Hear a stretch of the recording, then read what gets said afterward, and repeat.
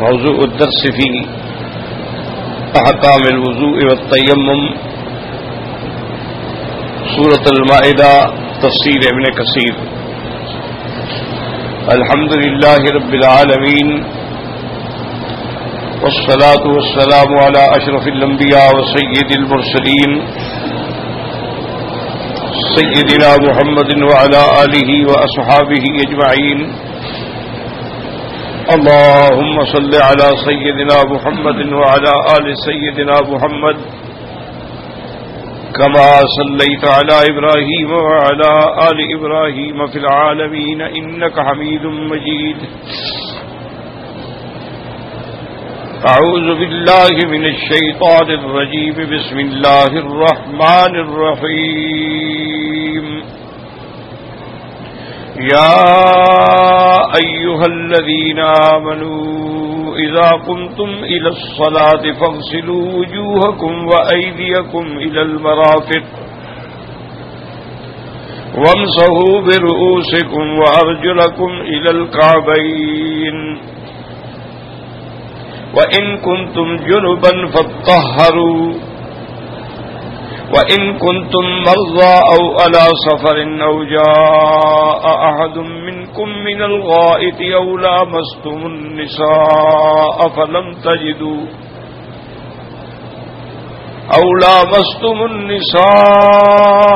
فَلَمْ تَجِدُوا مَاءً فَتَيَمَّمُوا صَعِيدًا طَيِّبًا فَامْسَحُوا بِوُجُوهِكُمْ وَأَيْدِيكُم مِّنْهُ ما يريد الله ليجعل عليكم من حرج ولكن يريد ليطهركم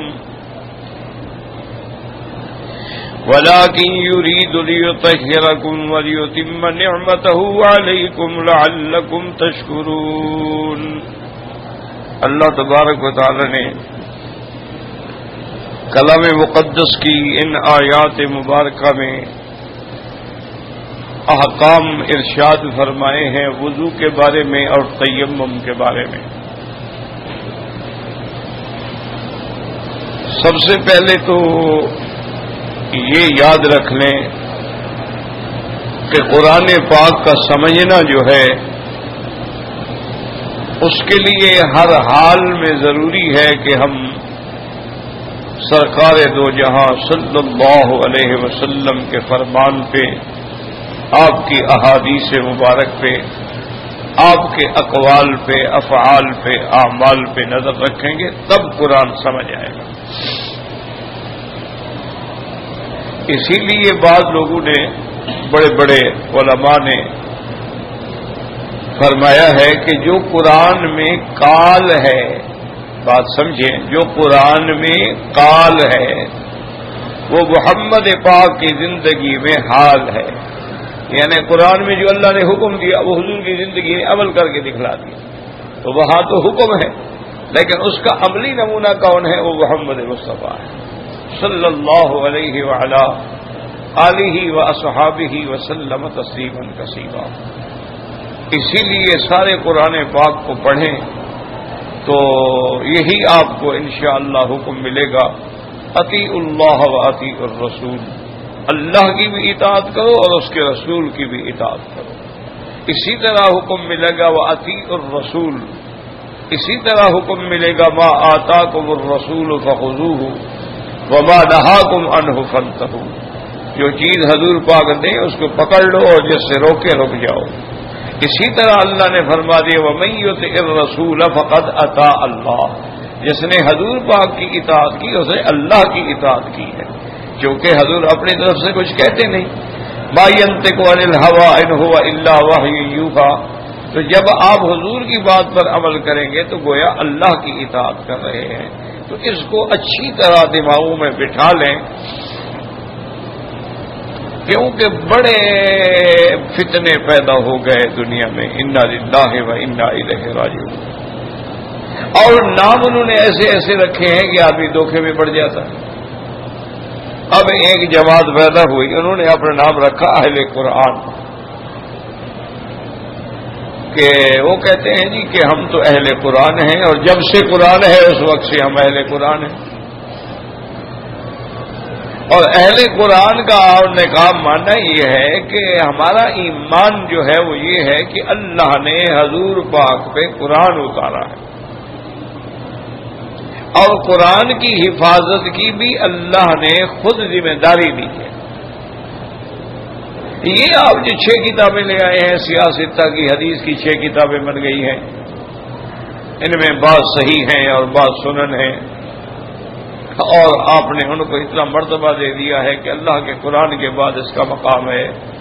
وہ کہتے ہیں یعنی ایک قرآن کے مقابلے پہ تم نے 6 قرآن بنا دی.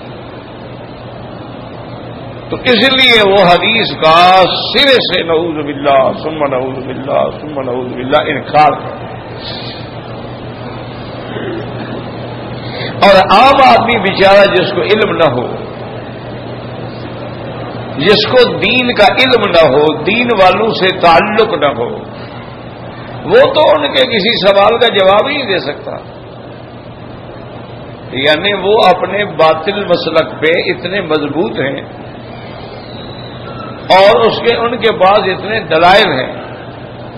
وہ کہتے ہیں دیکھیں جی کہ حدیث پاک جو ہے یہ تو حضور صلی اللہ علیہ وسلم سے 250 سال بعد لکھی گئی. اس کی تدوین جو ہوئی ہے اس کو 250 سال، تو 250 سال تک کس کو بات یاد رہتی ہے حضور پاک کی؟ تو کہتے ہیں یہی تو وجہ ہے کہ حدیثوں میں اختلاف ہے، ایک حدیث کچھ کہہ رہی ہے، ایک حدیث کچھ کہہ رہی ہے. اب ایک عام بیچارے آدمی کو جس کے پاس علم نہ ہو اس کو کیا پتا؟ کہ یار بات تو ٹھیک ہے، 250 سال کے بعد لکھی گئی چیز، اس میں غلطیاں تو ہو سکتی.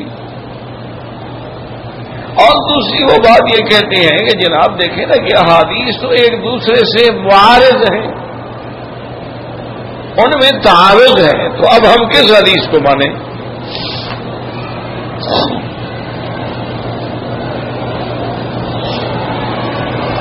نعوذ باللہ ثم نعوذ باللہ. اللہ معاف کرے، اللہ معاف کرے، اللہ ہدایت دے. اس کی مثال یہ ہے کہ وہ کہتے ہیں کہ دیکھو جی کہ ایک آدمی نے حضور پاک سے، آپ کی حدیث کی کتابوں میں یہ مسئلہ موجود ہے کہ اس نے پوچھا کہ یا رسول اللہ میں روزے کی حالت میں، مجھے بھی روزہ ہے، میری بیوی کو بھی روزہ ہے، ہم روزے کی حالت میں ایک بستر پر، ایک لحاف کے نیچے، ایک رضائی کے نیچے سو سکتے ہیں اکٹھے؟ حضور نے فرمایا کہ نہیں. وہ چلا گیا. اب کچھ عرصے کے بعد ایک اور آدمی آ گیا، اس نے یہی مسئلہ پوچھا کہ حضور کیا میاں بیوی ہم روزے کی حالت میں ایک بستر پہ ایک لحاف کے نیچے سو سکتے ہیں؟ کہتے ہیں دیکھو جناب یہ اچھی حدیث ہے، ایک حدیث میں اللہ کا نبی کہتا ہے نہیں سو سکتے، دوسری حدیث میں فرما دیتی ہیں سو سکتے ہو. تو اس کا معنی یہ ہے کہ دونوں حدیثیں ہی غلط ہیں، ورنہ حضور 2 باتیں تو نہیں کر سکتے، حضور تو ہمیشہ ایک بات کریں گے. تو یہ جب وہ معاملات پیش کرتے ہیں لوگوں کے سامنے، لوگ پریشان ہو جاتے ہیں. حالانکہ یہ کوئی ایسا مسئلہ نہیں تھا. اللہ کا پیغمبر صرف نبی نہیں ہوتے، نبی بھی ہوتے ہیں، رسول بھی ہوتے ہیں، اپنی امت پہ شفقت کرنے والے بھی ہوتے ہیں، حریص علیکم بالمؤمنین رؤوف الرحیم بھی ہوتے ہیں، اور ان کے احکام جو ہیں وہ جامع ماننے کامل مکمل ہوتے ہیں. تو اس لیے حالات کے مطابق حضور فیصلہ فرماتے ہیں.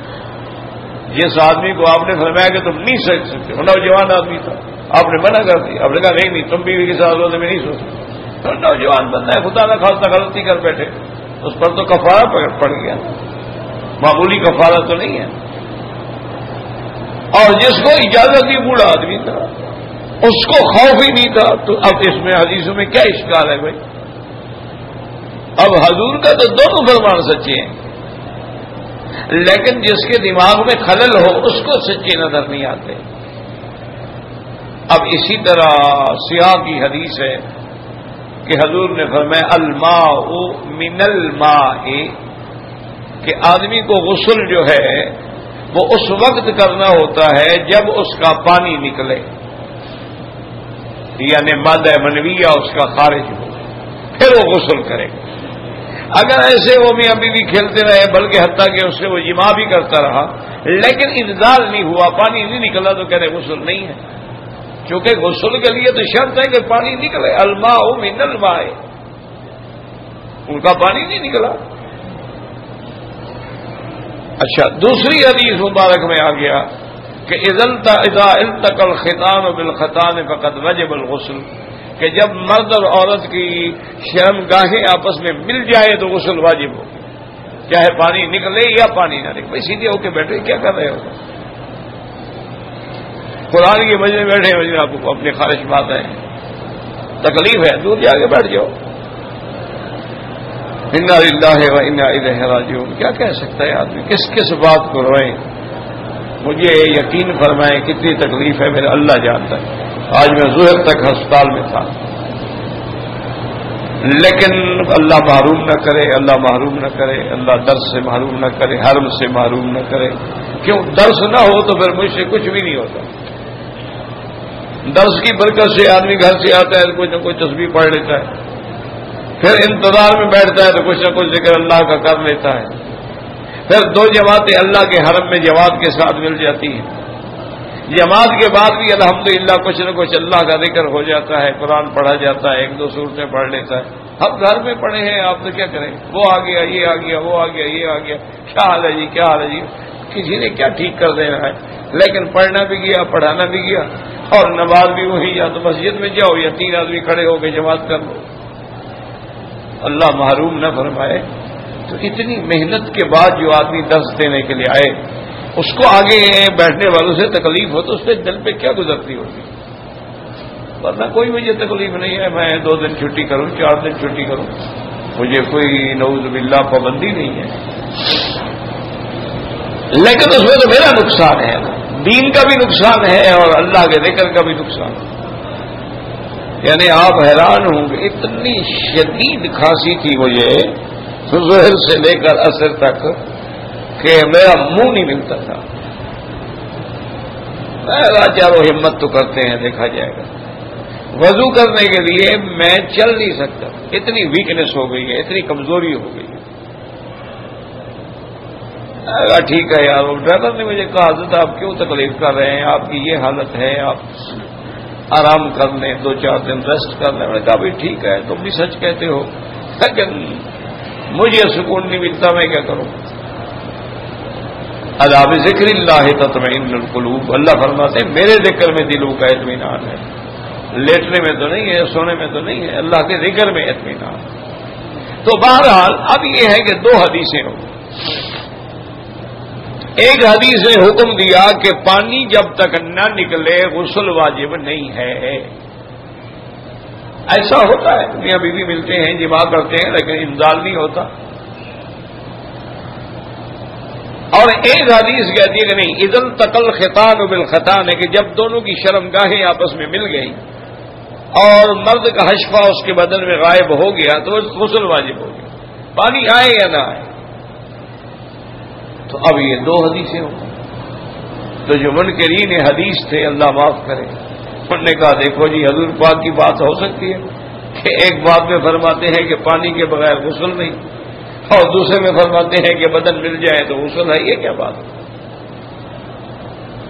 لیکن الحمدللہ ثم الحمدللہ محدثین کرام نے اس کے 2 جواب دیے۔ انہوں نے فرمایا کہ ایک پہلے حکم ہوتا ہے، ایک بعد میں حکم آتا ہے۔ تو پہلے حکم میں یہی تھا کہ جب تک پانی نہ نکلے غسل واجب نہیں ہے۔ اس کے بعد حکم آ گیا کہ جب 2 بندے جو ہیں ان کا میاں بیوی کا بدن بھی مل گیا ہے، شرمگاہیں میں غسل ہو گیا، تو پہلا حکم جو تھا وہ ختم ہو گیا۔ تو لہذا اب قیامت تک یہی حکم چلے گا کہ اگر میاں بیوی کا نکاح ہوا ہے اور ان کی شرمگاہیں آپس میں ملی ہیں تو غسل واجب ہوگا۔ امام ابو حنیفہ رحمۃ اللہ علیہ فرماتے ہیں کہ نہیں بھائی، دونوں حدیثیں محکم ہیں، کوئی منسوخ نہیں ہے۔ وہ فرماتے ہیں کہ الماء من الماء کا حکم ہے جب آدمی نیند میں سویا ہوا ہو اور احتلام ہو جائے، تو اب وہ دیکھ رہا ہے کہ ایک لڑکی ہے، میں اسے جماع کر رہا ہوں، باقاعدہ لذت اٹھا رہا ہوں، سب کچھ کر رہا ہوں، صبح اٹھا لیکن کپڑے پہ کوئی پانی کا اثر نہیں تو غسل نہیں ہے. اور ایک آدمی کو خواب میں کچھ بھی یاد نہیں، لیکن صبح اٹھا تو چادر خراب ہو گئی، اب غسل کیونکہ پانی آ گیا غسل ہو گیا. تو فرماتے ہیں کہ الماء من الماء کا تعلق نیند والی بات سے ہے، اور وہ شرمگاہوں کا ملنا جو ہے وہ جاگتے کی بات میں ہے کہ اگر دونوں جاگ رہے ہیں اور شرمگاہیں مل گئی ہیں تو غسل واجب ہو. تو اب دیکھیں حضور کی دونوں حدیثیں سچی ہیں، ان دونوں حدیثوں میں نعوذ باللہ ثم نعوذ باللہ کیا غلطی ہو گئی. تو اس لیے ہمیشہ یاد رکھیں کہ جب تک آدمی کے پاس سرکار دو جہاں کا حدیث کا علم نہیں ہوگا وہ قرآن کبھی نہیں سمجھ سکتا. اور حدیث مبارک کو سمجھنے کے لیے پھر اور علوم کی بھی ضرورت ہے. قرآن کو سمجھنے کے لیے دیگر اس کے معاون علوم کی بھی ضرورت ہے. کیا مانا؟ اگر ایک آدمی کو نحو نہیں آتی، اس کو قواعد نہیں آتے، اس بیچارے کو یہ پتہ نہیں لگتا کہ یہ جملہ اسمیہ ہے یا جملہ فعلیہ ہے، اس کو پتہ ہی نہیں لگتا کہ یہ مبتدا ہے یا خبر ہے، اس کو پتہ ہی نہیں لگتا کہ اس آیت کا ناصب کون ہے، تو اب وہ بیچارہ ترجمہ کیسے کرے گا؟ تو وہ بھی ترجمہ نہیں کر سکتا. اسی لیے بعض علماء تو اتنی کڑی شرطیں لگاتے ہیں، وہ کہتے ہیں کہ باقاعدہ 14 علوم ہیں، جب تک حاصل نہ کرو اللہ کے قرآن کی تفسیر نہ کرو، ورنہ ایسی غلطی کر بیٹھو گے کہ بجائے ثواب کے نعوذ باللہ سارا ایمان بھی دو بیٹھے. اب دیکھیں نا ہمارے ہاں بڑے بڑے لوگ مفسر پیدا ہوئے، چلو شیعہ کو تو چھوڑو نا، وہ تو جیسے مقبول ترجمہ مقبول شیعہ کے ہاں بڑا مشہور ہے، تو اسی طریقے سے ان کے اور بھی کئی لوگ ہیں جنہوں نے عمدۃ البیان لکھی ہے. اسی طرح ایک شیعہ تھا، اس نے الہام القرآن کے نام سے تفسیر لکھی ہے بغیر نقط، اس میں کوئی حرف نقطے والا بھی نہیں ہے، لیکن اتنی بڑی بڑی غلطیاں کی ہیں نعوذ باللہ ثم نعوذ باللہ ثم نعوذ باللہ کہ وہ حدود اسلام سے بھی گزر گئے. اللہ بات. اسی طرح ہمارے بعض علماء جو تھے، یعنی علم بھی تھا لیکن سیاسیات کا شکار ہو گئے، انہوں نے بھی قرآن میں ایسی ایسی غلطیاں کر ڈالی کہ انہوں نے کہا کہ جناب ٹھیک ہے نماز پڑھنے کا حکم حضور کے زمانے میں تھا، چونکہ اس وقت ایکسرسائز کے ذرائع نہیں تھے، جم نہیں تھے، انڈور گیمز نہیں تھی. اب ہمارے پاس اور ذرائع ہیں، اب نماز پڑھنے کی کیا ضرورت ہے، وہ تو ایک ایکسرسائز ہے. نعوذ باللہ انہوں نے نمازیں معاف کر دی. انا للہ و انا الیہ راجعون. اچھا اسی طرح سے اچھا خاصا آدمی تفسیر قرآن اس نے لکھی ہے لیکن آیت رجم کا انکار کر گیا. وہ کہتے ہیں رجم جائز نہیں ہے. تو جی مرد عورت کو پتھر مار مار کے مار دو، یہ جانور ہیں، کتے ہیں کہ ان کو مار دیا جائے. تو جی عورت کو 100 کوڑا مارا جائے. اتنی بڑی بے حرمتی ہے کہ عورت کو باندھ کے لٹاؤ اور 100 کوڑا مارو اس کو. تو انہوں نے حدود کا انکار کر دیا. نعوذ باللہ ثم نعوذ باللہ. اللہ کے بندے، ایک مولویوں نے تو حدود جاری نہیں کی نا، یہ تو اللہ کا حکم ہے. تو اللہ تبارک و تعالی نے حکم دیا ہے، رجم کا حکم اللہ نے دیا ہے، حضور پاک نے اس پہ عمل فرمایا ہے، صحابہ نے عمل فرمایا ہے. تو اس لیے بنیادی بات یاد رکھو کہ جب تک تم حضور پاک پر ایمان نہیں لاؤ گے، سرکار دو عالم کی اطاعت نہیں کرو گے، قرآن کبھی سمجھ نہیں آئے. اسی لیے بی بی عائشہ صدیقہ رضی اللہ تعالی عنہا سے صحابہ نے پوچھا اخبرینی عن احوال رسول اللہ، عن صفت رسول اللہ. انہوں نے پوچھا کہ اما جان ہمیں حضور پاک کی صفت کے بارے میں بیان فرمائیں. آپ نے فرمایا اما تقرأ القرآن، کیا تم قرآن نہیں پڑھتے ہو؟ میں نے کہا قرآن تو پڑھتے ہیں. میں نے کہا خلقہ والقرآن، حضور کی صفت دیکھنی ہے تو قرآن میں پڑھ لو. جو قرآن میں اللہ نے حکم دیا اس پر ہم اللہ کے نبی نے عمل کر کے دکھلا دیا. جن چیزوں سے اللہ نے قرآن میں روکا حضور نے رک کے دکھلا دیا. اللہ نے نماز کا حکم دیا، اللہ تبارک و تعالی نے جہاد کا حکم دیا، اللہ نے حج کا حکم دیا، اللہ نے عمرے کا حکم دیا، اللہ نے طواف کا حکم دیا، ہر عمل میرے مدنی پاک نے کر کے امت کو دکھلا دیا قیامت تک۔ اس لیے حضور کو اللہ نے فرمایا لقد کان لکم فی رسول اللہ اسوۃ حسنہ، تمہارے لیے میرے مدنی کا عمل جو ہے وہ نمونہ ہے قیامت تک۔ اب دیکھیں نا جی کہ نماز کا حکم آ گیا کہ نماز پڑھو، بھی کیسے پڑھیں؟ اللہ فرماتے ہیں اقیم الصلاۃ، نماز قائم کرو، اقیم الصلاۃ، مقیمین الصلاۃ، یقیمون الصلاۃ، لیکن کیسے قائم کریں؟ اس کی کیا شرائط ہیں، کیا ارکان ہیں؟ اب وہ تو قرآن میں ہے نہیں، تو وہ ہمیں کون بتلائیں گے؟ حضرت محمد مصطفیٰ۔ اب سارا قرآن پڑھیں، کسی میں نہیں کہ عشاء کی 4 رکعتیں ہیں، کسی آیت میں یہ نہیں ہے کہ مغرب کی 3 رکعت ہیں، کسی آیت میں یہ نہیں ہے کہ فجر کی 2 رکعت ہیں۔ اللہ نے حکم دے دیا لیکن اس میں عمل کر کے دکھلایا محمد مصطفیٰ۔ اچھا، حضور نے جو عمل کیا وہ بھی اپنی طرف سے نہیں کیا، اللہ نے ان کو تعلیم دی۔ اسی لیے علماء فرماتے ہیں کہ ایک وحی مطلوع ہوتا ہے اور ایک وحی غیر مطلوع ہوتا ہے۔ ایک وحی تو وہ ہے جو قرآن کی صورت میں اترا اور حضور پاک نے پڑھ کے سنا دیا، ایک وحی ہے اللہ کا وحی لیکن حضور پہ اتارا گیا، سمجھایا حضور نے اپنی زبان میں، حالانکہ وہ بھی وحی ہوتا ہے، وہ بھی اللہ کا حکم ہوتا ہے۔ اب اللہ نے فرمایا کہ زکوٰۃ دے دو، اب ہمیں کیا پتہ جناب سونے کا کیا نصاب ہے، چاندی کا کیا نصاب ہے، ہمیں کیا پتہ جناب پیسے کا کیا نصاب ہے، ہمیں کیا پتہ کہ جناب زمین جو ہے اس کا عشری زمین کا کیا حکم ہے، اور 20واں حصہ کہاں دینا ہے، 10واں حصہ کہاں دینا ہے، ہمیں کیا پتا کہ نہری زمین کا کیا حکم ہے اور بارانی زمین کا کیا حکم ہے۔ تو یہ ساری تفصیل کون سمجھائیں گے؟ حضرت محمد مصطفیٰ صلی اللہ علیہ وعلی آلہ واصحابہ وسلم تسلیما کثیرا کثیرا۔ تو اس لیے جب تک پہلی بنیاد یاد رکھو کہ اطاعت رسول اللہ، کہ حضور کی غلامی، بس یہ بات یاد رکھو۔ اگر حضور سے غلامی نہیں ہے تو پھر حدیث کا انکار ہے، تو قرآن کا بھی انکار ہے، کیونکہ یوں سمجھ لیں کہ قرآن متن ہے اور حدیث ترجمہ ہے، تو ترجمے کا جب انکار کرو گے تو متن کا بھی خود بخود انکار ہوگی۔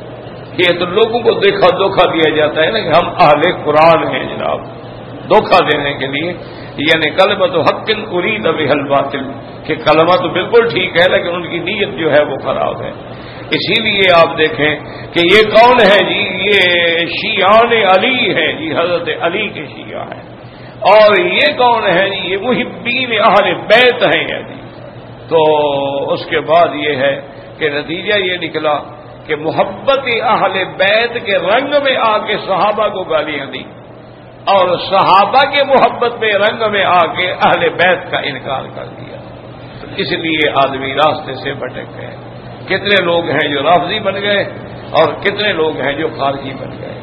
وجہ کیا تھی کہ ان کے سامنے حب اہل بیت تھی، اور ان کے سامنے جب اہل بیت کی محبت ہے، اصل مقصد کیا تھا؟ صحابہ کی دشمنی۔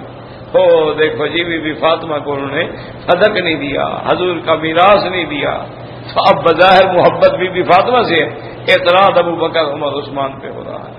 اور بعض لوگوں نے صحابہ کی محبت میں اہل بیت پہ ہدف کیا، انہوں نے کہا جناب کمال ہے کہ حضرت علی رضی اللہ تعالی عنہ نے تو حضور کی مخالفت کی، نافرمانی کی۔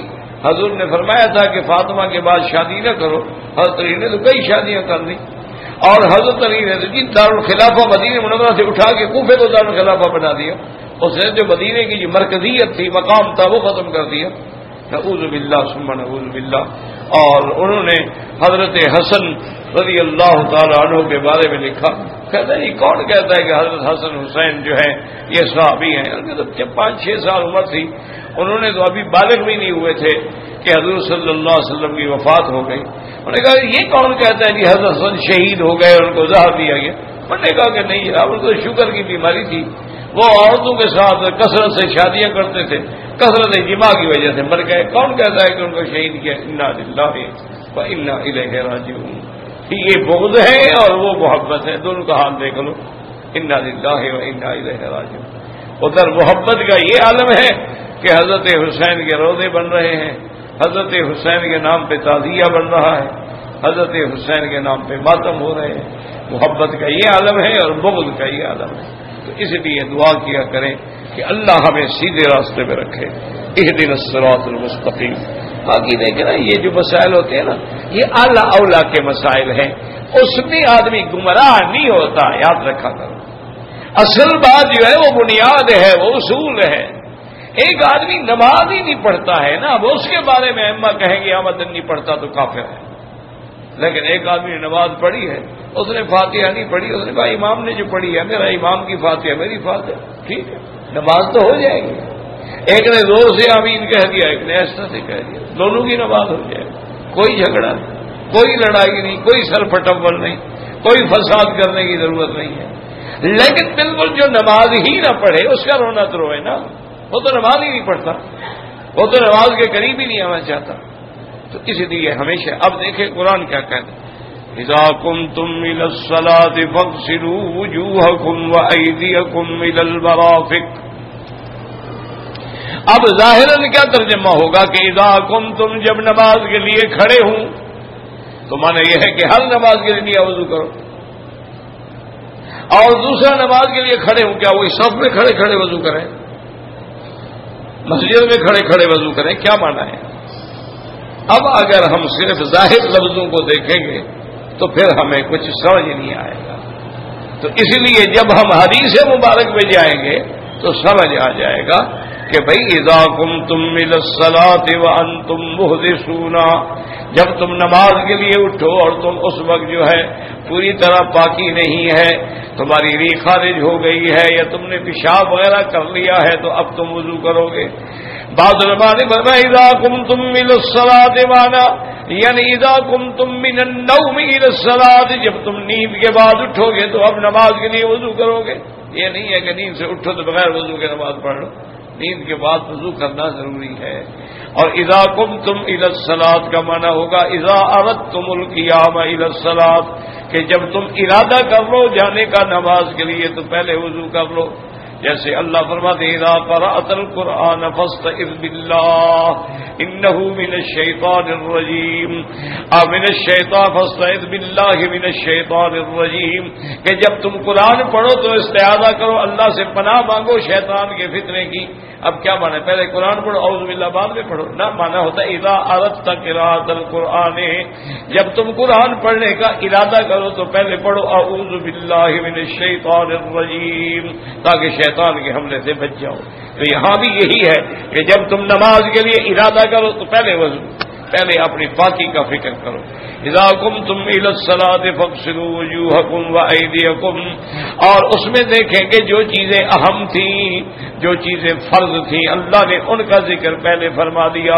فاغسلوا وجوهكم، اپنے چہرے کو دھو، وايديكم، اپنے ہاتھوں کو دھو، الى المرافق، کوہنیوں تک. تو اب سمجھ آیا کہ ان کا دھونا جو ہے وہ فرض ہو گیا، اللہ نے قرآن میں فرما دیا ہے فاغسلوا وجوهكم وايديكم الى المرافق. اب باقی ہاتھ دھونا ہے، کلی کرنا ہے، ناک میں پانی دینا ہے، وہ چونکہ سنت ہے تو حدیث محمد مصطفیٰ صلی اللہ علیہ وسلم سے ثابت ہے کہ حضور صلی اللہ علیہ وسلم جب وضو فرماتے تھے تو پہلے ہاتھ دھوتے تھے، پھر آپ کلی فرماتے تھے، پھر آپ ناک میں پانی دیتے تھے، اس کے بعد آپ چہرہ دھوتے تھے. تو وہ تفصیل جو ہے ہمیں حدیث مبارک سے ملے گی.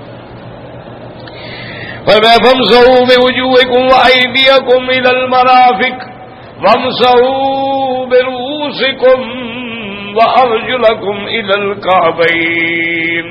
اور اللہ نے فرمایا تم اپنے سروں کا مسح کرو. وَأَرْجُلَكُمْ، اس کا عطف جو ہے، اس کا عطف جو ہے پہلے وجوہکم پر ہے، جیسے چہرے کا دھونا فرض ہے اسی طرح پاؤں کا دھونا فرض ہے. تو اس کا عطف جو ہے ارجلکم، قرات جو ہے زبر کے ساتھ، ارجلکم الی الکعبین، تو پاؤں کا بھی دھونا جو ہے وہ اسی طرح فرض ہے جیسے چہرے کا دھونا فرض ہے. اور وامسحوا برؤوسکم، اور سر کا مسح ہے، سر کا دھونا ضروری نہیں بلکہ ہاتھ سے مسح کرنا ضروری ہے۔ تو اب یہ ہے کہ یہاں پر ایک بہت بڑا اختلافی مسئلہ ہے جو اہل سنت والجماعت کے نزدیک اور شیعہ کے نزدیک بہت بڑا ہی اختلافی مسئلہ ہے۔ وَامْسَحُوا بِرُؤُوسِكُمْ وَأَرْجُلَكُمْ، ایک ہے ارجلکم، یاد رکھو زبر کے ساتھ، ارجلکم، اس میں تو جھگڑا ہی کوئی نہیں، اس کا عطف جو ہے وہ وجوہکم وایدیکم پر ہے۔ ایک دوسری قرات ہے وَأَرْجُلِكُمْ، ارجلکم یعنی لام کے زیر کے ساتھ، تو اگر لام کی زیر آ جائے تو پھر عطف ہو جائے گا برؤوسکم پہ، اور سر کا مسح ہے تو اس لیے شیعہ کہتے ہیں پاؤں کا بھی مسح ہے، سر کا بھی مسح ہے اور پاؤں کا بھی مسح ہے، لہذا وہ پاؤں نہیں ہوتے۔ اب ہمارے پاس یہ ہے، یاد رکھو کہ اگر ہم صرف ان قراءات اور لغات کی بحث میں الجھ جائیں گے تو صحیح معنی کو نہیں پہنچیں گے۔ 30 صحابہ سے زیادہ صحابہ نے روایت کی ہے کہ حضور نے ہمیشہ پاؤں دھویا ہے، تو جب احادیث متواترہ ہیں اور 30 صحابہ گواہی دے رہے ہیں تو پھر پاؤں کے مسح کرنے کا سوال ہی پیدا نہیں ہوتا، چونکہ جس اللہ کے نبی پہ قرآن اترا ہے تو انہوں نے جہاں اپنا چہرہ دھویا وہاں پاؤں بھی دھوئے، تو اس لیے ہمارے لیے اب اگر حدیث پہ ایمان ہوگا تو ہم مخالف کو جواب دیں گے، اگر حدیث پر ایمان نہیں ہوگا پھر تو کوئی بات ہی نہیں، کیونکہ ہمارے نزدیک حضور کا عمل نمونہ ہے، حضور نے دھوئے ہیں پاؤں۔ دوسری بات قرآن میں خود بھی اشارہ ہے، وَامْسَحُوا بِرُؤُوسِكُمْ وَأَرْجُلِكُمْ، اگر ارجلکم بھی پڑھے، آگے ہے إِلَى الْكَعْبَيْنِ، ٹخنوں تک، تو اگر مسح کی بات تھی تو پھر ٹخنوں کا کیا تعلق؟ بات کو سمجھو کہ اگر پاؤں کا بھی مسح ہے تو مسح تو بس اوپر سے یوں کر دیا جائے گا نا، اوپر کی ہڈی سے یوں مسح ہو گیا، پھر ٹخنوں کا کیا ذکر آ گیا؟ تو یہ بھی دلیل ہے کہ پاؤں کو دھونا ہے، مسح نہیں کرنا ہے، کہ اگر پاؤں کا مسح ہوتا تو پھر کعبین کا ذکر نہ آتا۔ اور دوسرا صحیح حدیث میں ہے، حضور پاک نے ایک صحابی کو دیکھا تو وضو کر کے آیا تو اس کے ٹخنا جو تھا نا تھوڑا سا خشک تھا، تو آپ نے فرمایا ویل للعقاب من النار، خبردار پاؤں پورا دھویا کرو، اگر یہ تھوڑا سا بھی خشک رہ گیا تو جہنم میں ڈالا جائے گا۔ تو اس کا معنی ہوا کہ کعبین بھی دلیل ہے غسل کی۔ باقی یہ کہنا کہ یہ جر ہے اس کو کہتے ہیں لغت میں اور قواعد میں جر جوار، کہ جوار ہمسائے کی وجہ سے جر والی بھی جائز ہے۔ اب جیسے دیکھیں نا بل هو قرآن مجید فی لوح محفوظ، اصل تو محفوظ قرآن کی صفت ہے، یعنی قرآن محفوظ، لیکن جوار کی وجہ سے بھی لوح محفوظ تو زیر پڑھ دی گئی، اس کو کہتے ہیں جر جوار، کہ جوار کی وجہ سے کبھی رعایت کر کے پڑھ دی جاتی ہے، ورنہ حکم یہی ہے کہ محفوظ کیا ہے؟ قرآن، تو صفت قرآن ہے محفوظ، بل هو قرآن مجید فی لوح محفوظ، اس کو کہتے ہیں جر جوار۔ تو اس لیے علماء نے فرمایا کہ یہاں بھی جر جوار مذکور ہے۔ اور دوسرا ایک بات یاد رکھیں کہ کبھی یہ بھی ہوتا ہے کہ لفظ ایک ہے لیکن اس کی مناسبت سے معنی بدل جاتا ہے، اچھی طرح سمجھیں، قرآن کا یہ بہت بڑا مشکل مسئلہ ہے۔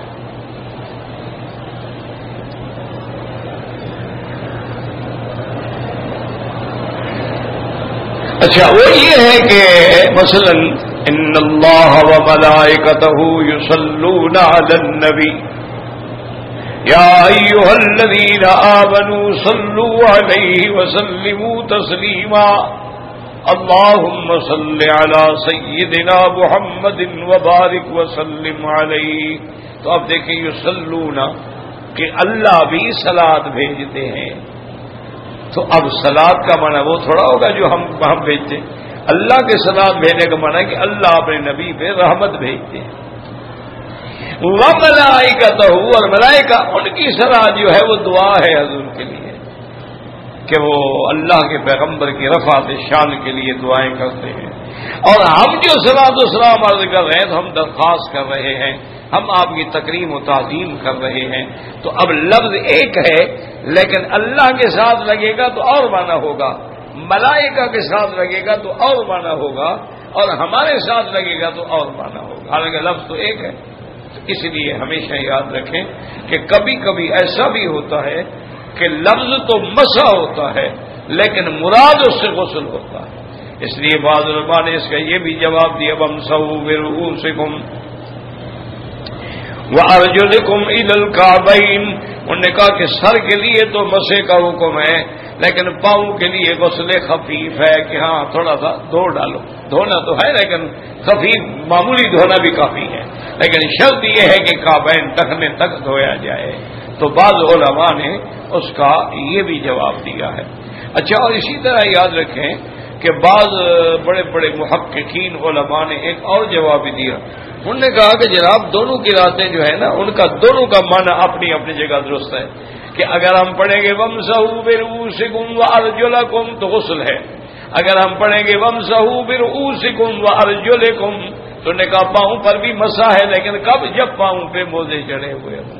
تو اللہ نے وہ حکم بھی اسی میں بیان کر دیا کہ اگر موزہ نہ ہو تو پانو دھونا پڑے گا، اور اگر پاؤں پہ موزہ ہے چمڑے کا خفین تو اس پہ مسح ہوگا. تو مسح علی الخفین جو ہے یہ تو اہل سنت والجماعت کی نشانیوں میں، علامات میں. آج کل بہت سارے لوگ میرے بھائی ان باریک جرابوں پر بھی مسح کر لیتے ہیں. سچی بات یہ ہے بغیر کسی اعتراض کے کہ قرآن و حدیث اس کی تائید نہیں کرتا ہے. قرآن اور حدیث میں جو مسح ہے وہ موزے پر ہے، یا حدیث میں لفظ ہے کہ موزہ ایسا منعل کہ اوپر سے تو کپڑا نیچے سے چمڑا لگا ہوا ہے، یا سخینین حدیث میں لفظ ہے اتنا موٹا ہے کہ اس میں پانی اثر نہیں کرتا اور اس کو پہن کے 2-3 میل تک چلا جائے پیدل تو چل سکتا ہے. تو اس میں مسح کرنا جائز ہے. اور اگر ایک بالکل باریک دھاگے کی طرح پاؤں نظر آ رہا ہے اور مسح کر رہے ہیں تو یہ تو بہرحال جمہور اس قول کے خلاف ہے. بہرحال جو لوگ ہیں اللہ ہمیں بھی اور انہیں بھی ہدایت عطا فرمائے اور ضد سے اور تعصب سے ایک دوسرے پر بلا وجہ کے اعتراضات سے محفوظ رکھے. جیسے فرمایا وَامْسَحُوا بِرُءُوسِكُمْ وَأَرْجُلِكُمْ إِلَى الْكَعْبَيْنِ. اور آگے اللہ فرماتے ہیں وَإِن كُنتُمْ جُنُبًا فَاطَّهَّرُوا. اگر جنابت کی حالت میں ہو تو اب پوری پاکیزگی حاصل کرو. تو ایک ہے کہ آدمی حدث اصغر ہے کہ اس نے پیشاب کیا ہے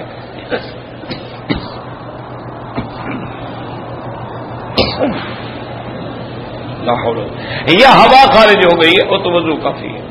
لیکن اگر جنابت ہے یعنی اس کو میاں بیوی نے جماع کیا ہے اور دونوں کا انزال ہوا ہے تو اب جنابت ہے، اس کے لیے پھر وضو کرنا کافی نہیں، پھر پورا غسل کرنا ضروری. جیسے فرمایا وَإِن كُنتُمْ جُنُبًا فَاطَّهَّرُوا وَاللَّهُ أَعْلَمُ.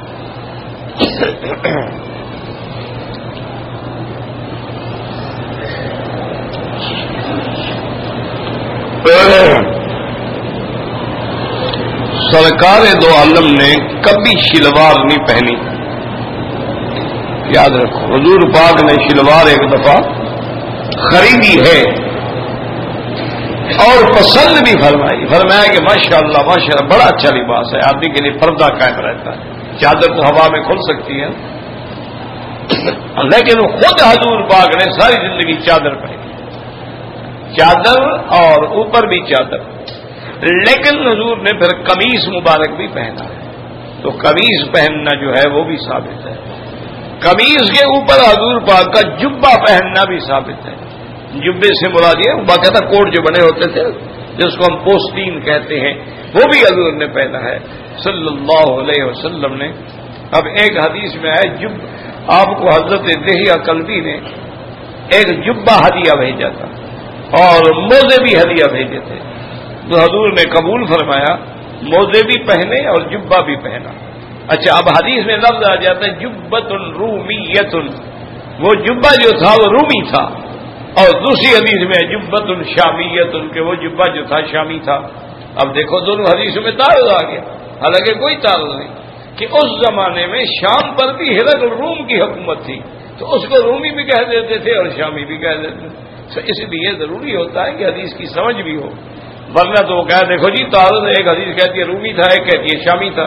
وہ اللہ کے بندے، شام روم والوں کے ماتحت تھا تو کبھی نسبت روم کی طرف کر دی گئی اور کبھی جو ہے وہ شام کی طرف کر گئی. اور جبہ جو ہے وہ کاٹن کا پہننا بھی جائز ہے اور گرم کپڑے کا بھی پہننا جائز ہے اور چمڑے کا پہننا بھی جائز ہے. جیسے آج کل چمڑے کی جیکٹ پہنتے ہیں اور کوٹ پہنتے ہیں، بالکل جائز ہے. اور اسی لیے حدیث میں آتا ہے کہ حضور نے وہ پہنا ہے، تو اس کی وجہ یہ ہے، اور یہ تحقیق بھی نہیں کی آپ نے کہ بھئی یہ مردہ جانور کا چمڑا ہے یا حلال زندہ جانور کو ذبح کر کے چمڑا ہے. اس کی وجہ یہ ہے کہ الجلد الاہاب اذا ذبح طہرت، کہ جب چمڑے کو دباغت کر دی جاتی ہے تو چمڑا پاک ہو جاتا ہے، چاہے وہ کسی مردہ جانور کا بھی کیوں نہ ہو. شرط یہ ہے کہ خنزیر اور کتے کا نہ ہو، کیونکہ خنزیر اور کتا جو ہے وہ نجس العین ہے. وہ اس کو دباغت کرنے کے بعد یعنی وہ جو نمک لگاتے دھوتے ہیں بناتے ہیں، اس کے بعد بھی وہ پاک نہیں ہوتا ہے. باقی چمڑے جو ہیں وہ پاک ہو جاتے ہیں. حضور پاک نے ٹوپی مبارک بھی پہنی ہے اور حضور پاک نے پگڑی مبارک بھی پہنی ہے اور ساری زندگی آپ نے پگڑی پہنی ہے اور اکثر پگڑی مبارک جو ہے وہ سفید. اور حضور پاک نے یہ بھی فرمایا ہے کہ مردوں کے لیے افضل رنگ جو ہے وہ سفید ہے اور ان کا زندگی میں بھی افضل رنگ سفید ہے اور مرنے کے بعد بھی کفن سفید ہے. اس لیے حضور پاک نے ٹوپی پہنی، ٹوپی کے اوپر پگڑی مبارک. کبھی کبھی آپ نے ٹوپی بغیر پگڑی کے بھی باندھی. آپ کی 3-4 قسم کی ٹوپیاں تھیں اور ایک ٹوپی مبارک ایسی بھی تھی جو نیچے تک آ جاتی تھی. جب سردی زیادہ ہو تو اس کو آپ نیچے کر لیتے تھے تاکہ وہ کانوں کو بھی ڈھانپ لے. تو مختلف حضور کی ٹوپیاں مبارک تھی. ایک دفعہ فتح مکہ کے موقع پر حضور نے صرف سیاہ پگڑی باندھی ہے، صرف فتح مکہ کے موقع پر. اس کے علاوہ کبھی سیاہ پگڑی نہیں باندھی اور بلکہ حضور پاک نے سیاہ لباس کو بطور ماتم استعمال کرنے سے منع فرمایا کہ بھی اگر کوئی آدمی کسی کی موت پہ غم کرے اور سیاہ کپڑے پہنے اور من لبس السودا وضرب الاخدودا اور چہروں پہ تھپڑ مارے، وشق الجیوبا اور قمیض پھاڑ ڈالے، چہرے پہ سر پہ مٹی ڈالے، حضور نے فرمایا اس کا میری امت سے کوئی تعلق نہیں. اور یہی بات امام باقر نے بھی کہی ہے. یہ شیعہ دیکھیں نا، اپنی کتابیں تو پڑھیں نا. امام باقر نے بھی یہ فرمایا ہے کہ جو حضرت حسین کے غم میں ماتم کرتے ہیں یا سیاہ کپڑے پہنتے ہیں یہ حرام ہے. یہ حضرت امام باقر نے کہا ہے اور ان کی کتابوں میں تمہیں نہ ملے منتہی الاعمال ان کی مشہور کتاب ہے، جلاء القیون ان کی مشہور کتاب ہے، من لا یحضرہ الفقیہ ان کی مشہور کتاب ہے، فروع کافی ان کی مشہور کتاب ہے. اس میں انہوں نے تحقیق کی ہے کہ یہ جو ماتم ہے نا، پتہ ہے کہاں سے نکلا ہے؟ سب سے پہلے ماتم کیا ہی یزید کے گھر والوں نے ہے. جب حضرت حسین کی لاش پہنچی نا تو یزید کے گھر والے جو تھے وہ کپڑے پھاڑ کے باہر نکل آئے غم میں، کہ وہاں سے ماتم کی ابتدا ہوگی. تمہارے ملک میں جو ماتم کیا ہے وہ تیمور لنگ نے بادشاہ جو گزرا تھا اس نے آ کے پھر اس کو رواج دیا. حتیٰ کہ حضرت امام زین العابدین اور بی بی صغرا اور اسی زینب صغرا، تو اسی طرح یہ بیویاں بھی جب آئیں تو دیکھا کہ یزید کے گھرانے والے بھی اور سارے ماتم کر رہے ہیں. تو انہوں نے کہا قتل تو ہونا، ہمیں قتل بھی تم لوگوں نے کیا ہے، ماتم بھی تم کر رہے ہو، بڑے عجیب لوگ ہو بھائی. نے فرمایا تمہارے جیسا منافق ہم نے نہیں دیکھا ہے کہ قتل بھی ہمیں کیا ہے، اب ہمارے لیے غم بھی کر رہے ہو. تو یزید نے کہا کہ بیوی میں نے قتل کا حکم نہیں دیا تھا، یہ ابن زیاد کی زیادتی ہے. انہوں نے کہا حکومت تو تمہاری تھی نا، تم نے حکم نہیں دیا تو حکومت تمہاری ہے ہماری ہے، تو پھر تم ابن زیاد کو قتل کرو، سزائے موت دو اس کو جس نے حضرت حسین کو مظلوم شہید کیا ہے. تو جب نہیں کیا اس کا معنی ہے کہ تمہارا اندر سے منشا یہی تھا. تو بہرحال اس ماتم کی ابتدا بھی یزید کے گھر سے ہے اور اس ماتم کی ابتدا بھی مختار ثقفی کے گھر سے ہے. اس ماتم کی ابتدا بھی تیمور لنگ کے گھر سے ہے. اور امام باقر تو اتنے سخت تھے، وہ فرماتے ہیں کہ کالی ٹوپی پہن کے نماز ہی نہ پڑھا کرو، نماز مکروہ ہو جاتی ہے۔ اور دوسرے مقام پہ امام باقر نے فرمایا کہ لا تلبسوا السواد، سیاہ کپڑا نہ پیدا کرو، انہ لباس فرعون، یہ تو فرعون کا لباس ہے، سیاہ کپڑے کا لباس نہ پہنا کرو۔ اور ایک جگہ امام باقر نے یہ بھی فرمایا ہے کہ ماتم کے طور پہ سیاہ کپڑا یا سبز کپڑا پہننا بھی ناجائز ہے۔ واللہ اعلم، اللہ جانے۔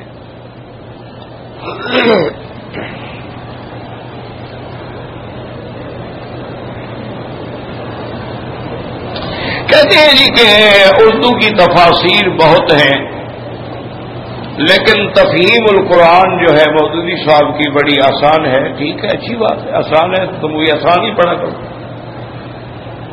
تو ہمیں تو اس کی آسانی پہ اعتراض نہیں، ہمیں تو ان کی غلطیوں پہ اعتراض ہے کہ انہوں نے تفسیر میں اتنی غلطیاں کی ہیں۔ دعا کریں اللہ اس کی قبر پہ رحمت کرے اور اس کو معاف کرے۔ جو آدمی فوت ہو جائے اس کی کبھی برائی نہیں کرنی چاہیے۔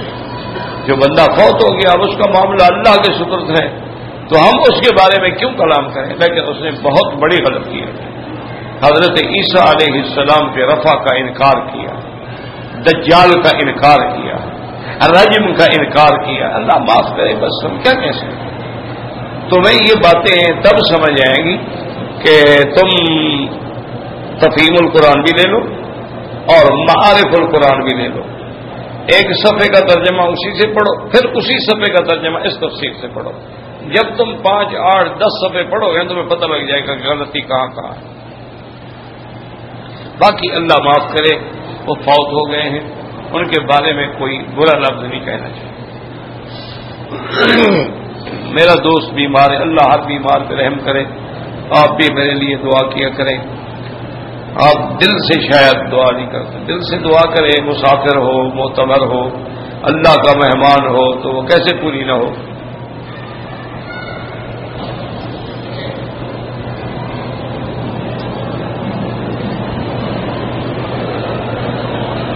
انڈیا میں سب کام سود کی بنیاد پر ہوتا ہے۔ بہرحال انڈیا ہو یا کوئی ہو، سود حرام ہے۔ انڈیا کو دارالحرب تھوڑا ہے، اس میں بھی سود لینا دینا حرام ہے۔ مکان بنانے کے لیے بھی سود لینا حرام۔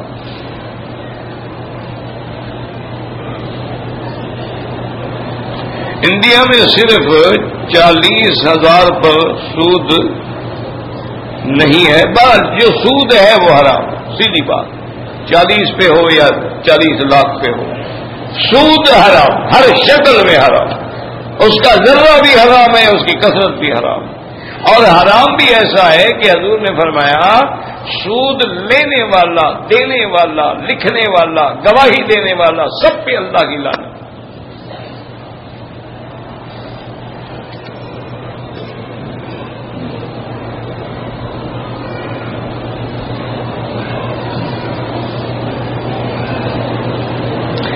میں نے جررانے سے عمرے کا احرام باندھا، لیکن لنگی جو ہے میری شلوار لنگی کے نیچے پہنی رہی۔ ہوٹل میں آیا، پتہ لگا تو اتار دیا، کچھ نہیں، کوئی بات نہیں۔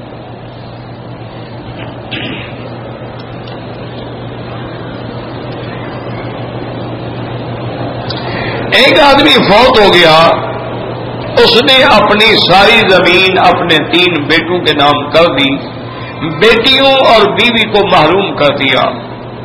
بہرحال گزارش یہ ہے کہ اللہ نہ کرے، اللہ نہ کرے وہ بیٹیوں کی وجہ سے پکڑا جائے گا قیامت میں۔ اب اس کی اولاد کو چاہیے، لڑکوں کو، اگر اپنے باپ کی قبر پر عذاب چھڑانا ہے تو اپنی بہنوں کا حصہ دے دیں۔ زندہ لوگوں کا کوئی طواف نہیں، ان کی دعا کیا کرو۔ ایک بندے کو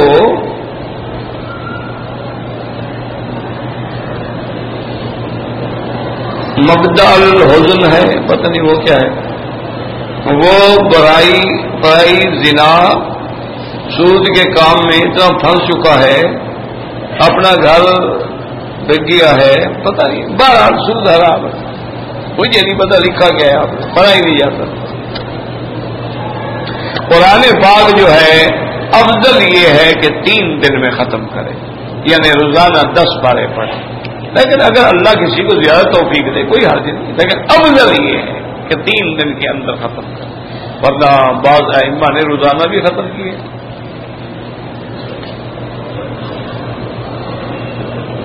اگر ایک آدمی داڑھی بار بار مڈاتا ہے تو گناہ کبیرہ ہے، اس سے وہ فاسق و فاجر ہو جاتا ہے. پہلی دفعہ مڈائے گا تو صغیرہ ہے، جب بار بار مڈائے گا تو گناہ کبیرہ کا مرتکب ہے.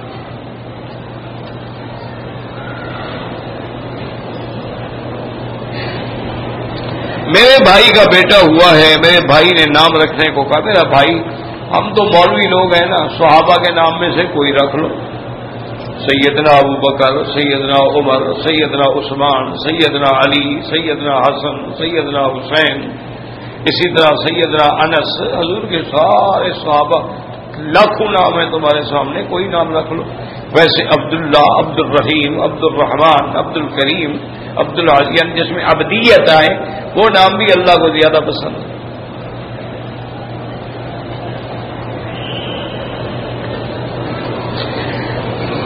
عید الاضحیٰ پر جو قربانی ہوتی ہے، حنفی مسلک میں گھر کے 10 آدمی ہیں تو 10 بکریاں دینی ہوں گی، حتیٰ کہ چھوٹی بچی کی بھی دینی ہوگی. بعض علماء اہل حدیث فرماتے ہیں کہ گھر کا بڑا دے دے تو سب کی طرف سے ہو جاتی ہے.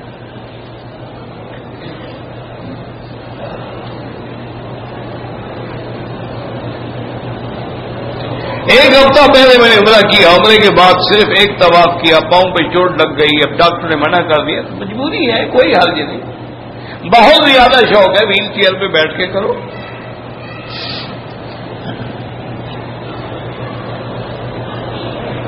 جو لوگ عمرے پہ آئے ہیں، حج فرض ہے، نہیں ہوتا. تمہارے بس میں ہے، تمہیں ویزا ملے گا تو آؤ گے نا.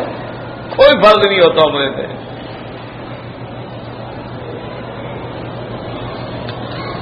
نماز میں ہمیں مختلف خیال آتے ہیں، ویسے تو معاف ہیں، لیکن اس لیے آتے ہیں کہ ہمارا پورا خیال نماز میں نہیں ہوتا. اگر ہم نماز میں پورا خیال کریں نا جی، اللہ اکبر ایک ایک لفظ پہ، سبحانک اللہم وبحمدک وتبارک اسمک وتعالی جدک، جب ادھر تمہارا غور ہوگا تو کوئی اور خیال نہیں آئے گا. تمہارا خیال نہیں ہوتا تو پھر تو خیال نہیں آئے گا تو کیا آئے گا.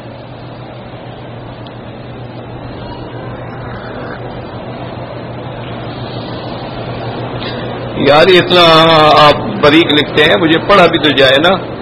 شیخ الہند کہتے ہیں کہ تقلید شخصی واجبی نہیں ہے. جب تم اتنے بڑے عالم ہو تو یہ مجھ سے مسئلہ پوچھنے کی ضرورت ہی نہیں. تم شیخ الہند کی بات بھی سمجھ جاتے ہو تو پھر مولوی مکی سے پوچھنے کی کیا ضرورت ہے. تم خود عالم ہو ماشاءاللہ، تمہیں کسی کی تقلید کی ضرورت نہیں. تقلید تو میرے جیسے جاہل کو ضروری ہوتی ہے.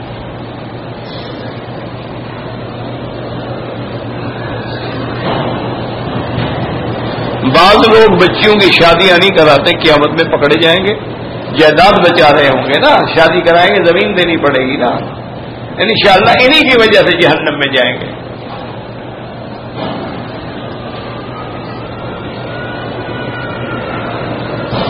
احناف کے نزدیک اگر دوسرا عمرہ کرنا چاہے مسجد عائشہ سے یا جرانہ سے کر سکتا ہے، چاہے 15 دن کی عام ہو چاہے 2 دن کی عام، روز عمرہ کرے کر سکتا ہے. حنفی اور شافعی مسلک میں تو بڑی رعایت ہے، بلکہ شافعی رحمت اللہ علیہ کے نزدیک تو یہ ہوتا ہے کہ ہر آدمی کو، یعنی اگر اس کی عمر 20 سال کہتے ہیں سال سال کا ایک عمرہ کرنا چاہیے. اس لیے آپ دیکھیں نا انڈونیشیا جب حج پہ آتے ہیں، حج کے بعد لگے رہتے ہیں عمرے پہ. وہ جتنا ان کی عمر ہے اتنے عمرے وہ بیچارے پورے کر رہے ہوتے ہیں، چونکہ سارے شافعی ہوتے ہیں. تو بہرحال عمرہ نفلی عبادت ہے، کرو کرو نہ کرو نہ کرو، لیکن جتنا دیر عمرے میں لگاتے ہو اگر طواف کرو تو زیادہ افضل.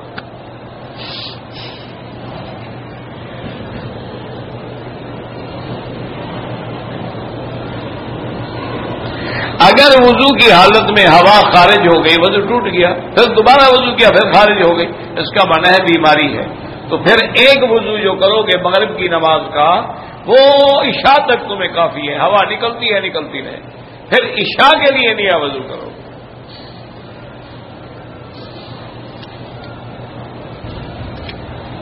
امام ابو حنیفہ خود مجتہد تھے، وہ کسی کے مقلد کیوں ہوتے بھائی؟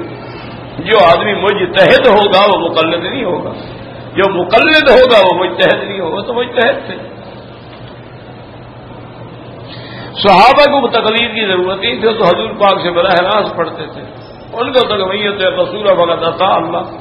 باقی صحابہ آپس میں ایک دوسرے سے مسائل پوچھتے تھے، جیسے یمن والے ابی موسیٰ سے پوچھتے تھے، کوفے والے حضرت عبداللہ مسعود سے پوچھتے تھے، مدینے والے حضرت زید ابن ثابت سے پوچھتے تھے، مکے والے حضرت ابن عباس سے پوچھ کے ان کی بات پہ عمل کرتے تھے۔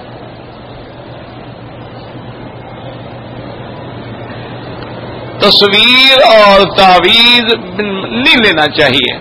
رفع یدین جو کرتے ہیں بالکل حدیث میں موجود ہے، اور جو نہیں کرتے ہیں ان کے لیے بھی حدیث موجود ہے، جھگڑا نہ کیا کریں۔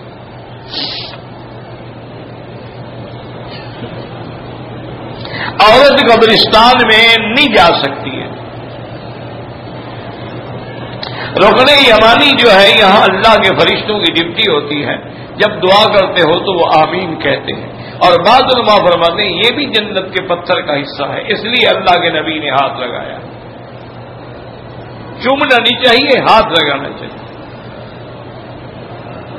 کہتا ہے کہ اکثر دیکھا ہے کہ فرض نماز کے بعد سنتیں نہیں پڑھتے، وہ گھر جا کے پڑھتے ہوں گے، تم نے گواہی دینی ہے، گھر بھی گئے ان کے ساتھ، یعنی تمہیں اللہ نے یہاں اعتراض کرنے کے لیے بھیجا۔ اچھا، بعض لوگوں کے نزدیک سنت موقع غیر موقع کا فرق ہی نہیں پڑھتے۔ اللہ کے بندے بحث میں نہ پڑھو، تم اپنے مسلک کو قائم رکھو۔ فرض نماز کے بعد اجتماعی دعا کریں تو جائز ہے، نہ کریں تو جائز ہے، علیحدہ علیحدہ کریں تو جائز ہے، کوئی مسئلہ نہیں۔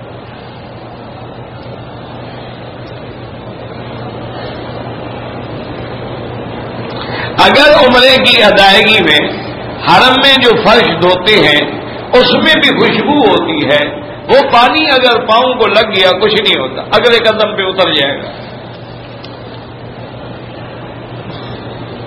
اگر کوئی آدمی عمرے کے طواف میں رمل کرنا بھول گیا کوئی جرمانہ نہیں، ثواب نہیں ملا، جرمانہ کوئی نہیں۔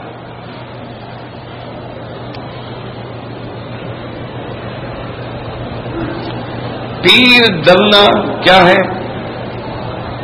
تیر پکڑنا یعنی بہرحال اگر کوئی متبع سنت ہو تو بالکل پیر بناؤ، اگر وہ خود ہی بدعتی ہو تو ایسے پیر سے دور بھاگو۔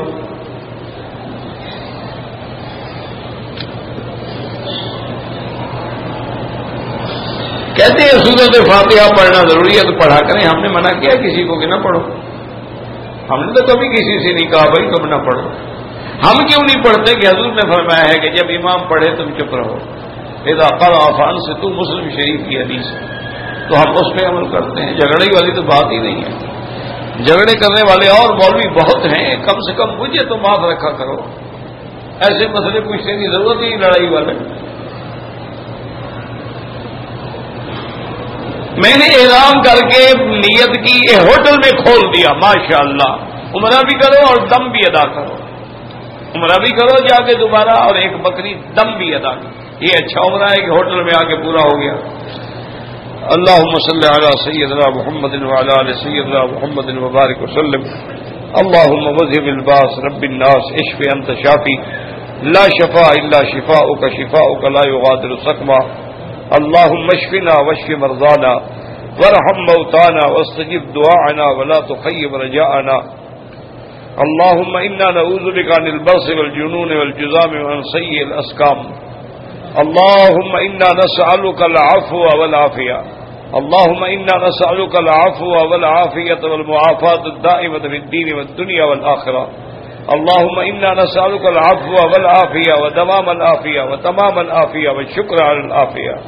یا اللہ بیماروں کو شفا عطا فرما، یا اللہ ہماری ظاہری باطنی روحانی جسمانی بیماریاں کمزوریاں دور فرما، یا اللہ بے حیاؤں کو حیا عطا فرما، بے دینوں کو دین عطا فرما، بے اولادوں کو اولاد صالح عطا فرما، بے روزگاروں کو روزگار عطا فرما، قرض داروں کے قرض عطا فرما، جن کے گھروں میں بچیاں ہیں ان کے رشتے آسان فرما، یا اللہ ہمیں مانگنا بھی نہیں آتا بغیر مانگے عطا فرما، یا الہ العالمین مسلمان جس ملک میں ہیں ان کی جان مال آبرو عزت کی حفاظت فرما۔